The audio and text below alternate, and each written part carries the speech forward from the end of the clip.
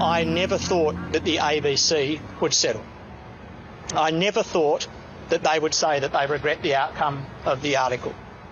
I never thought that they would concede that the accusations that were put in the article could not be proven to the criminal standard or the civil standard. Hello, I'm Paul Barry. Welcome to Media Watch. And the Porter defamation case is over. And that is great news for the ABC, which has avoided a long, costly and potentially damaging legal action that some were calling the defamation trial of the century. The extraordinary news that it will not now take place came in a statement from the ABC shortly after 3 p.m. Some breaking news, and the ABC says that former Attorney General Christian Porter has decided to discontinue his defamation action against the ABC and reporter Louise Milligan. All parties have agreed to not pursue the matter any further and no damages will be paid. Porter called the settlement a humiliating backdown by the ABC, telling the media scrum that the public broadcaster had decided not to fight and had been forced to express regret. What the ABC have said is that they regret that ordinary readers looked at their article and jumped to that conclusion. But that clock can't be wound back. But, protestations aside, it's far easier to see the result as a major ABC victory, in that it is not paying damages, not covering Porter's legal costs and not issuing a grovelling apology. What's more, the original article, which Porter complained about, will remain online unchanged, with the addition only of an editor's note, which says, in part, "The ABC did not intend to suggest that Mr Porter had committed the criminal offences alleged." That looks to me like a big ABC win, and one that was certainly not picked by most of the pundits, including the Australian's Chris Merritt, who wrote only 2 months ago, "The big issue is not whether the national broadcaster will lose. That's almost a given. It's how badly it loses." One can only speculate as to why Porter has walked away and whether it's related to what the ABC put in its defence, which the former AG was trying to have struck out. So, what does this retreat mean for Porter? Offering some immediate political analysis was Sky's Andrew Clennell. It can only really be looked at, I'm afraid, as him walking away with his tail between his legs, really. And if Christian Porter were interested in becoming Attorney General again, if he was interested in running at the next election, I mean, we both said he really needed to just take it on in the defamation courts and win. We'll no doubt learn more in the next few days as both sides sell the result as a victory in the court of public opinion. But now to the latest lockdown in Victoria, where many are now blaming the federal government for its efforts on quarantine, and frustration over the vaccine rollout is boiling over. And last week, Health Minister Greg Hunt became a punching bag for journalists, channeling community anger. 500,000 Australians who are fully vaccinated out of a population of 26 million. The US announced this week that they have got 50% of their population completely done. Australia's performance is underwhelming on any measure. Well, with great respect, today was a record day of 111,000 Australians who stepped forward to be vaccinated. 3.9 million, 3,906,000 Australians who've been vaccinated. Come on, Minister, 500,000 in total. That's nowhere near half the population like the US has, is it? Hunt's roasting on 7:30 was one of several hostile media interviews, including this one on Sunrise, where Natalie Barr was taking no prisoners. But one of the reasons, Minister, they're saying wait, is because you and the Prime Minister told them that. You said there's no rush. For weeks and weeks and weeks, you said there's no rush. We talked about it on this program. That's false. And it's not false. You said it on our program many times. No, that's not something I have ever said. And in fact, Greg Hunt has not quite said that, but he came pretty close in this March press conference. So it's a marathon, not a sprint. This is a marathon, not a sprint. And as Sunrise showed, the Prime Minister has been telling us to hold the horses on multiple occasions. It's not a race, it's not a competition, it's not a race. You've got to get it right and it's got to be safe. It's not a race, it's not a competition. There you go, that's what we were talking about. And with only 500,000 Australians fully vaccinated, it's no surprise the media are looking for someone to blame, especially in regard to aged care homes, where some high-risk patients still have not been given the jab. On 7:30, Lee Sales asked, Whose head's going to roll for that, yours or the Aged Care Minister, Richard Colbeck? Well, with great respect, we have 98% of facilities around Australia in a program that is protecting Australians. And as the questions got tougher, Hunt's "with great respect" line kept on coming. I would respectfully make the point, no, with great respect. Well, with great respect. And next morning, there was more respect for inquisitors on Sunrise and Today.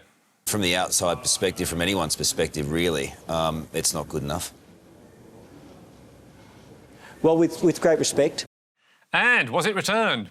On ABC's AM, Mr Hunt got very little respect from Sabra Lane, who interrupted the minister repeatedly in her search for answers. And the point of that question, sorry, Minister, we've got a lot to get through in limited time. Sorry, Minister, 1.7 million you can keep talking about the numbers around the world. There are specifics we'd like to get to. You've made those points. Sorry, Minister, you've made those points already. Sorry, and that is not the question. How many are still yet to get their vaccine?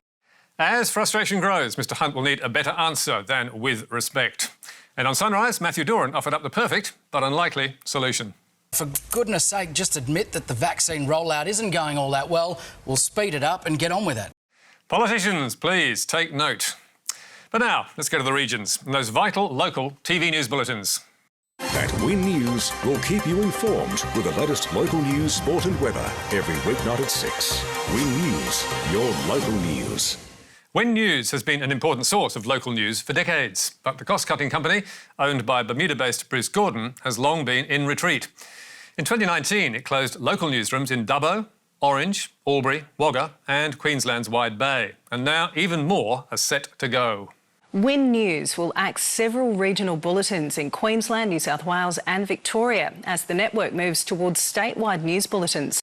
As of July 1, when Win switches its syndication agreement from 10 to 9, single statewide bulletins at 5:30 will replace all local output, ending local bulletins in Cairns, Townsville, Rockhampton, the Sunshine Coast and Toowoomba, plus Shepparton, Ballarat, Bendigo and Gippsland in Victoria.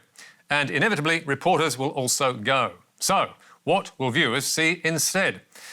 Well, in markets where bulletins have already been axed, they get local news produced at Win HQ in Wollongong and fed into ad breaks in 20-second instalments, as mandated by the communications regulator. Here is one news break last week on a significant agricultural story for New South Wales. Good afternoon. New South Wales farmers say the mouse plague will chew more than $1 billion from the farmgate value of the state's winter crop. The association is calling on the state government to deliver rebates for half the cost of zinc phosphate bait. They say without assisted baiting over the next few weeks, this could turn into a 2-year plague event. Stay with us on WIN for more news throughout the day. And that is it. Too bad if there are other pressing stories in the regions. And no surprise that local viewers who are about to lose their bulletins are irate. I've lived in Gippsland for 40 years and I'm watching the TV at 6 o'clock and it tells you everything. It's really important and I'm devastated. Basically cutting it back to possibly one news story per location a day, it's not enough. It doesn't capture the feel, it doesn't capture the essence of rural Victoria. It's ridiculous. Regional politicians and Labor were angry too, as Prime 7 News, the last remaining local commercial provider in many markets, reported. Federal Labor's communications spokeswoman Michelle Rowland says the job losses are exactly what regional media warned would happen during last year's Save Our Voices campaign. She's asked why the federal government is stalling when the regional media sector is crying out for help. But, in fact, the government has put money into the rural news sector, and it handed Win almost $4.5 million from its $50 million public interest news gathering scheme only 8 months ago. The government also gave more than $4 million to Nine Entertainment for its regional news. But Nine has also pulled the plug, abandoning 15 local bulletins last year and now axing statewide regional news from the end of June. And not surprisingly, Communications Minister Paul Fletcher wants answers, as he told the ABC. The Commonwealth has the right to recover grant funds if there is a breach of the grant agreement. Whether money is clawed back or not, jobs will go and services will suffer. This time last year in Bendigo, for example, 3 Nine journalists and 4 Win reporters served the town. Come July, just 1 will remain. As ABC journalist Sarah Lawrence, who's worked for all 3 regional commercial TV players, told the ABC. Most of those journalists do 2 stories each day. So if you do the maths on that, that's at least 400 TV packages, local TV packages that won't air. That's an awful lot of local issues that won't get a hearing. Court stories, planning rows, even corruption in local councils. And don't expect the print media to come to the rescue. They are under pressure too, as you can see from our next story, in which we're going to play a game of Spot the Difference. here are two footy stories from the AFL, from News Corp's Gold Coast Bulletin and from the website of the Gold Coast Suns. And while they do have different headlines, the copy is uncannily similar. Playing with a nothing-to-lose attitude was the catalyst behind Jai Farah's impressive return to AFL football in Saturday's Round 5 clash against the Bulldogs. Farah was impressive in his first AFL outing for 2021 and just the second of his young career, playing a key role in the Suns' defence and racking up 21 disposals, 8 marks and a pair of tackles. Yes, the stories are exactly the same, right down to the byline. And is Aaron Cooper a News Corp journalist? No, he's the digital marketing coordinator for the Gold Coast Suns, which is why journalist Matt Nichols took to Twitter to say, "The Gold Coast Bulletin has been allowing the Suns media team to directly write stories which are published in the paper and online." And it's not just one or two examples, because when Media Watch took a closer look, we found an avalanche of footy PR sliding straight into the paper. Like these two other stories from Aaron Cooper, which were both sourced verbatim from the Sun's website without any disclosure. And when we kept digging, we found plenty more. Josh Cheadle, one of the Bulletin's most prolific football authors, has churned out 12 stories in the last 6 weeks, or 2 a week, like this. Young Roses is the really quiet achiever at Suns. This, and this. And is he a News Corp journalist? No. He is Media and Comms Coordinator for the Gold Coast Suns, and all his stories were written for the Gold Coast Suns website too. Another regular in the Bulletin sports pages is Michael Whiting, who's had 8 stories in the paper since April. And once again, he works for the AFL and not for News Corp. And there's more, because if you count the stories with no byline, guess what you find? Flashy forward Roses to debut. MCG dreams come true for Rising Sun. Took's touch of class excites Suns coaches. Yes, all those stories again are word for word from the Gold Coast Suns website, written by Suns Media, which on our count has contributed at least 23 stories to the Bulletin sports sections in the last 6 weeks. And on some days has made up almost entire pages of the paper, like this one and this one. Now, the Bulletin appears to be a successful paper, and it's not given away for free. So we asked the Bulletin's editor, Rachel Hancock, why readers should put up with recycled and undisclosed PR copy. And we got back this statement from News Corp HQ. News Corp has investigated the use of externally provided content in the Gold Coast Bulletin. We have found the publication of some material was not properly attributed. This was not acceptable and did not meet News Corp's editorial standards and our commitment to our audiences. News has taken action to ensure this practice will not happen again. In fact, that action started 2 weeks ago, after the Brisbane Times also followed up on Matt Nichols' tweets. Sun's puff pieces have now seen a dramatic drop-off, but the good news for journalists and readers is they've been replaced with stories on the club written by News Corp's own writers. And everything else that would have been in the paper is still on the club's website, so fans can continue to read it at source and for free. But now, finally, back to the ABC again, and to charges of bias and unethical behaviour, levelled by actor Craig McLachlan in his recent tell-all on 7. Hypothetically, imagine if I had evidence that indicated that the media manipulated people to say certain things to destroy me. They knew exactly what they were doing, those journalists. They knew exactly what they were doing. 7's 90 Minutes Spotlight exclusive portrayed McLachlan as a man who had been gravely wronged and let him lash out at the women who accused him of sexual harassment and indecent assault during 2014 productions of The Rocky Horror Show. 7 also showed viewers brief excerpts from the raw camera tapes of one ABC interview, which supposedly revealed off-camera coaching of McLachlan's female accusers. In other words, reporters and producers trying to manipulate the outcome by telling the woman how to answer a question or what words to use. Sky's Chris Kenny told viewers the clips gave us a disturbing insight into the intent of that journalism and the coaching the journalists and producers gave to the women making allegations against McLachlan. And he asked, are these journalists asking questions or dictating answers? It is a fair question, and the excerpts played by 7 do not make the ABC look good. And Mike Llewellyn, who produced the 7 doco, claimed on Twitter, "The coaching is unlike anything I've ever seen. It is not normal journalistic behaviour, and nor should it be normalised." Now, coming from a man who ran a current affair, 60 Minutes and Sunday Night, that may be a little hard to believe. And ABC reporter Lorna Knowles, who is furious at any suggestion she has acted unethically, fired back. You selectively edited our raw footage to falsely accuse the ABC of coaching an interviewee. Absolute rubbish, and you know it.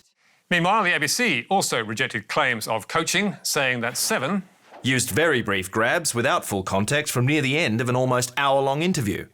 And adding, the unedited footage shows the interviewee was asked to repeat in a more succinct way statements she had already made on camera. This is a normal television industry practice in some cases to ensure content is presented in a clear way for viewers.